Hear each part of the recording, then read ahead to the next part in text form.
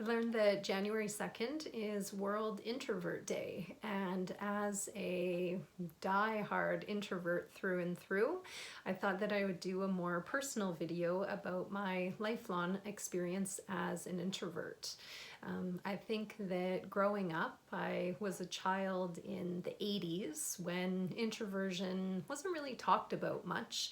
I certainly didn't even really know what it was or appreciate what it meant until I'm not even sure, probably my late teens, and when I started in university, which would have been kind of in my early 20s. So that was a long time that I lived, not even knowing what that term was. But certainly from my experience, I was an introvert. And as an introvert in those days, there really, I didn't find was a lot of acceptance of that. I really felt that at that time, the world really kind of pushed you and expected you to be more extroverted. So when I had just a few close friends in school, or when I didn't really like doing big group activities, there was no accommodation or understanding of that. It was just the encouragement to do it and to be okay with it and to like it. And if you didn't, then you were kind of weird, you were abnormal. And so that was my experience growing up as an introvert, is I felt really abnormal. I also did struggle with shyness, which is quite different than introversion. Anyone can have shyness or social anxiety. That's more of a mental health thing than it is a personality trait. But those two combined was a really difficult combination because I really didn't understand who I was in the world. And so I found myself feeling kind of more isolated, more removed from the people around me. But on the bright side, I did find myself gravitating to the other introverts in kind of my world. And when I look back, some of my closest friendships from those early years were with people who were more introverted and appreciated kind of that one-on-one or closer quality of connection. And when I started to get involved with bigger groups of people, it was okay, but that's also where it was a little bit more uncomfortable for me. My university experience, I think, was challenging that way as well, because in my master's program, there was a small group of us. I think there was about 8 or 10 people, which for an introvert is a lot. And there's kind of the expectation that because we were a cohort, that we would hang out together and we would do our work together, and there was lots of projects and kind of pressure to do things as a group, and so I found that really draining. And I think that's been one of the main things I've really come to appreciate as an introvert, is that there's just so many different sources of energetic drain that come with being an introvert. I've also come to identify that I'm a highly sensitive person, which a lot of introverts are, and most people who are highly sensitive are introverts as well. So there's kind of a strong connection between the two. And I certainly understood and appreciated being an introvert way before understanding the highly sensitive part, which is quite honestly something I've only recently come to really understand and appreciate about myself. So even as I understood that as an introvert, I preferred smaller groups of people. I would get drained if I'm around too much energy or too much stimulation. That I like quiet time. I like time with myself. I'm quite in my head, meaning very thoughtful, very reflective. I'm very intuitive, which doesn't go hand in hand with all introverts, but that's certainly my experience as an introvert. And so learning about those things, I was able to kind of modify and adapt my world so that it was much more comfortable for me. And it made me much more thoughtful about the events that I was agreeing to, and when I did go to events, how I would handle that. So I wouldn't just show up at a big group gathering and put pressure and expect myself myself to be okay and be comfortable, and to not feel drained by that I would go and I would be thoughtful. Maybe I would go early so that I'd catch sort of the smaller group and have greater quality of connection with people. I'd leave early, I'd take breaks, I'd do kind of one-on-one side conversations. So I was just able to adapt my world so that things were more comfortable for my needs. The highly sensitive part, honestly, I still felt weird about. So I didn't quite understand how come loud noises, lots of energy, lights, all sorts of things like that, like literal senses would drain me, or I would feel almost at times kind of in a daze, or almost kind of frozen because of this stimulation that was happening around me. And now I've come to appreciate that that's what being a highly sensitive person means, that you are sensitive and reactive to the world and the stimulation that's happening around you. So traveling and being in big city centers, I've traveled to some of the bigger cities in the world, in Europe, in the States. So being in New York, being in Paris, I enjoyed them, but I found it really overwhelming and quite draining, both for the introverted part of me, just because there's so many people around, but a lot of the highly sensitive part of me. There's just so much stimulation happening around me all the time, that now when I reflect back on that, I can see how I'd really appreciate when, you know, you turn a corner off of those main roads and find yourself on a quiet street. It's like, oh, okay, I can finally breathe now. I can catch my breath, I can be myself, I can recharge, because I'm away from that hustle and bustle, which I find just really exhausting. Don't get me wrong, there's times I find that hustle and bustle kind of enjoyable, because introverts do love to observe. It's just when you're kind of right in the middle of it and you don't have that opportunity to step back and be the observer, that you're the forced participant, that's when it can be the most draining for an introvert. But I absolutely love if I can just sit and people watch. I've loved, you know, sitting in parks and watching people go by. That's something that I really value and treasure. Those are kind of quiet recharge moments for me, where I can just absorb myself in that moment and in those thoughts. So introverts love to reflect, they love to have deep quality of connection, and that's where I find myself as I've gotten a bit older, is I have a small network of people that I really cherish and really value. And the reason for that is I can be totally open and myself with them. So we can get into deep conversations, we can talk about our feelings, our thoughts, our perspectives. We challenge each other to kind of learn and grow about ourselves. It's not just superficial conversation, which is something that an introvert finds extremely, excruciatingly painful. Hence another reason why social gatherings can be really draining and challenging, because there is so much of that forced superficiality that just really doesn't do it for, especially myself as an introvert. And I think that's the reason I've gravitated to a career in psychology, is I just love all of that stuff. I love really being able to sit down and have an in-depth, personal, raw, vulnerable conversation with somebody and hear kind of the honest reality of where they are at, how they think, how they experience the world. I find that just so fascinating and so valuable. It's such a profound way to connect and build relationship with people. And so I couldn't be happier that my personality, being an introvert, I'm also, as the Myers-Briggs typology goes, an INFJ, which for those of you who know anything about that typology, you'll know that it came as quite a relief to me when I did that in university, when I was in my degree for psychology and for counseling, because INFJs are extremely well suited to being in the helping profession, especially in the kind of counseling psychology field.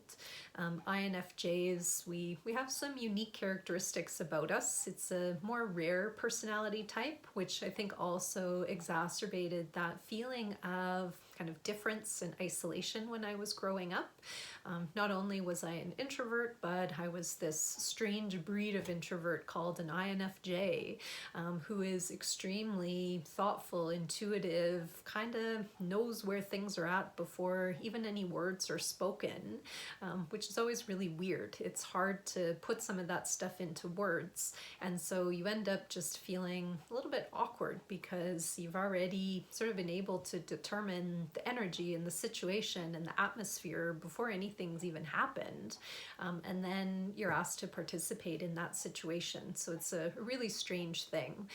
Even in counseling, still I find that a difficult thing. It's a work in progress for sure, how to translate those energetic kind of intuitive sensations I get into words that I can clearly convey to the person in front of me without sounding like some strange wizard or something. Because that's sometimes how it feels, is that you have this energetic sensation, but you're not really sure what to do with it.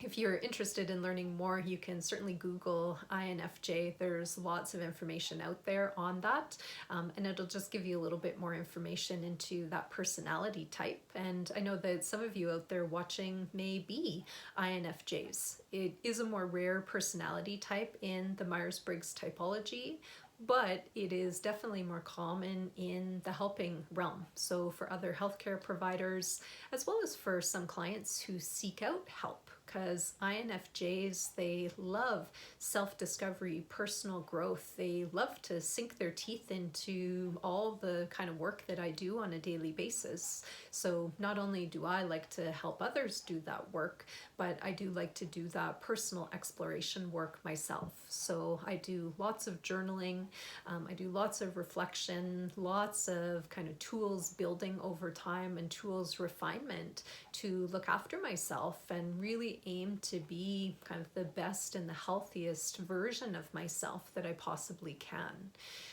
And with the highly sensitive part, that's also something that if you are kind of listening and going, oh, like sometimes I'm overstimulated or feel overwhelmed by certain situations or certain energies, or even just literal like lights, sound, noises, that kind of thing. If you find them grating, you may want to look into that as well and just learn a little bit more about what could be a core part of you.